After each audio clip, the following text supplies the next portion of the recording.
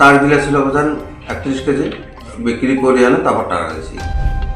সাধারণ মানুষের বাসাবাড়ি নয়, খোদ সরকারি অফিসেই এবার ঘটল চুরির ঘটনা।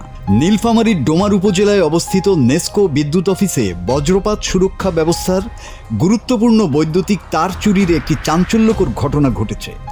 জানা গেছে, গত 16ই মার্চ কোনো এক সময় দুর্বৃত্তরা অফিসের ভেতরে স্থাপিত বজ্রপাত নিরোধক ব্যবস্থার মূল্যবান তার কেটে নিয়ে যায়। এতে অফিসের নিরাপত্তা ব্যবস্থায় বড় ধরনের ঝুঁকি তৈরি হয়েছে। বিশেষ করে বজ্রপাতের সময় ভবন ও গুরুত্বপূর্ণ যন্ত্রপাতি ক্ষতিগ্রস্ত হওয়ার আশঙ্কা বেড়েছে।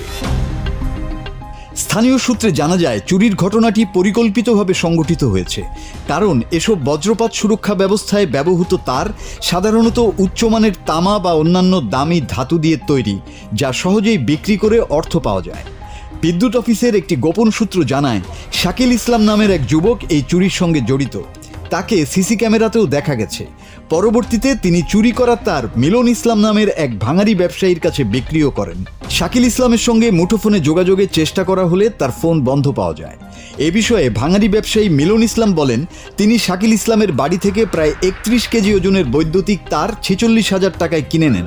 ছোটোখাটো ভাঙি ব্যবসা করি আমি, আশেপাশে কিনে আমার শাকিল আমার কল দিল, আমার কাছে ভাঙিওয়ালা আছে, এটা আছে, তোদের বাড়ি চল। দাম কাছে একদম লোহা ছিল না, লোহা পাশে হাফ কেজির মতো, আর বোতল 80 বোতলা ছিল বোধ 2 কেজির মতো, আর তার ছিল, তার বিলে ছিল বোঝান 31 কেজি। 31 কেজি ওজন দিলাম, তারপরে ওইটা টাকা, তারপর বিক্রি করে আনে তারপর টাকা দিয়েছি। 46,000 টাকা। তবে ডোমার থানার অফিসার ইনচার্জ হাবিবুল্লাহ বলেন, বিদ্যুৎ অফিস থেকে কেউ কোনো অভিযোগ দায়ের করেনি। করলে দ্রুত আইনগত ব্যবস্থা গ্রহণ করে দোষীদের আইনের আওতায় আনা হবে। বিপুল পরিমাণে তার চুরি হওয়ার পরেও নেসকোর নির্বাহী প্রকৌশলী কেন থানায় অভিযোগ দেয়নি, এই ঘটনায় স্থানীয়দের মাঝে উদ্বেগ সৃষ্টি হয়েছে।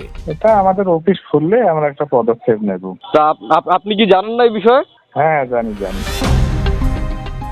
গুরুত্বপূর্ণ সরকারি স্থাপনা থেকে নিরাপত্তা সরঞ্জাম চুরি হওয়ায় স্থানীয়দের মাঝে উদ্বেগ সৃষ্টি হয়েছে। তারা দ্রুত দোষীদের শনাক্ত ও গ্রেপ্তারের দাবি জানিয়েছে। মাসুদ হাসান, বাংলা টিভি।